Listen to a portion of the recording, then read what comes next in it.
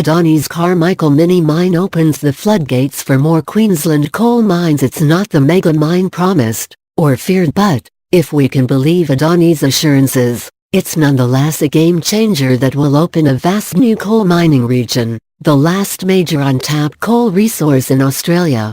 For 8 years, Adani has cried wolf on the Carmichael coal mine, announcing on multiple occasions that finance was imminent and the mine would soon be underway.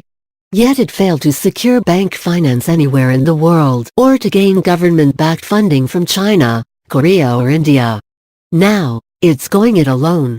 The giant conglomerate run by Indian billionaire Gautam Adani will, apparently, dig into its own pockets to 100% finance a much pared-back mine and rail project.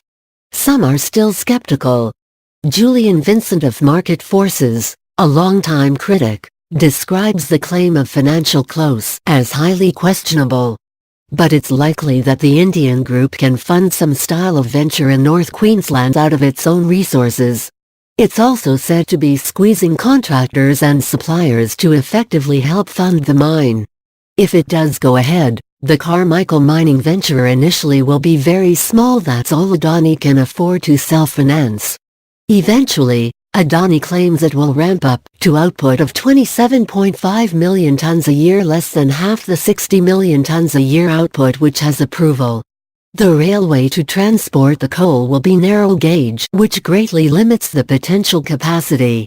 It's hoping to rely on a spur line from the mine that would join up with an existing railway owned by Horizon, but as yet it has no agreement in place that guarantees this rail access. Had it gone ahead at the original scale, the Carmichael mine in North Queensland's Galilee Basin would have been the biggest export coal mine in the world. Even at 27.5 million tons it would be massive, but there is much room for doubt about whether it will reach this scale. Why now? One suspects there may be a political strategy in play in the timing of Adani's announcement. In the debate about climate change versus coal mining, Adani has become a totemic issue. Announcing a go-ahead even for a small, scaled-down project could blunt the community and political campaign against the mine and reduce the likelihood of Adani's mine becoming a major focus of the coming federal election campaign. For those concerned about climate change, and for those seeking to exploit the nation's coal reserves, the issue is that the Adani mine may just be the start. A slew of other Galilee Basin projects are in the pipeline. Alpha Coal, a joint venture between Indian giant GVK and Gina Rinehart's Hancock Prospecting. The China Stone Project, which could potentially loop into Adani's railway.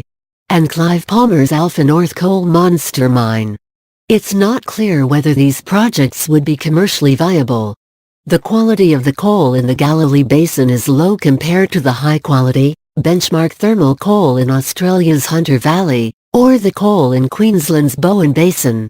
Although the highest quality thermal coal has been rising in price, in the face of climate change concerns, the price of the lesser quality coal of the kind found in the Galilee Basin has been falling, and recently hit a 2-year low. But if the huge resources of the Galilee are exploited, many fear it could spell climate change disaster.